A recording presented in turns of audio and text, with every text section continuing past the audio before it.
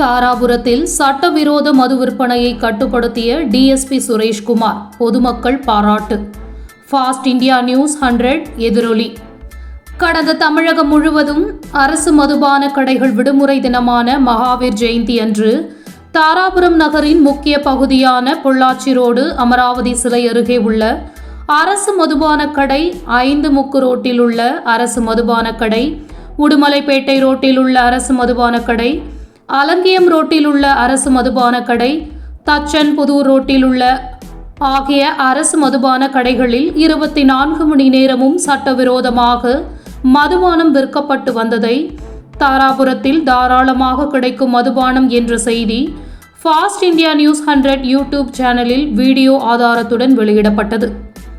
செய்தியை தொடர்ந்து தமிழகம் முழுவதும் அனைத்து அரசு மதுபான கடைகளும் தொழிலாளர் தினமான மே 1 விடுமுறை அளிக்கப்பட்டது. தாராபுரம் டிஎஸ்பி சுரேஷ்குமார் தொழிலாளர் தினம் அன்று தாராபுரம் முழுவதும் மதுபானம் விற்க முடியாத அளவு கண்காணித்து அதிரடி நடவடிக்கை எடுத்தார்.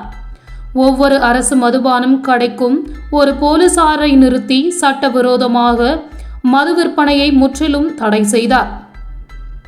தொடர்ந்து கடந்த வாரம் முதல் தாராபுரம் முழுவதும் சட்டவிரோத மது விற்பனை முழுவதையும் திருப்பூர் மாவட்ட எஸ்பி யாதவ் கிரிஷ் அசோக் உத்தரவின் பேரில் தாராபுரம் டிஎஸ்பி சுரேஷ்குமார் அதிரடி நடவடிக்கையால் முற்றிலும் தடை செய்யப்பட்டுள்ளது. இதனால் தாராபுரம் சுற்றுப்பகுதி பொதுமக்கள் மிகவும் மகிழ்ச்சியடைந்தனர். சட்டவிரோதமான மது விற்பனைக்கு முற்றுப்புள்ளி வைத்த திருப்பூர் மாவட்ட எஸ்பி யாதவ் கிரிஷ் அசோக் மற்றும் தாராபுரம் டிஎஸ்பி சுரேஷ்குமார் ஆகியோருக்கு பாராட்டுகள் குவிந்த வண்ணம் உள்ளது.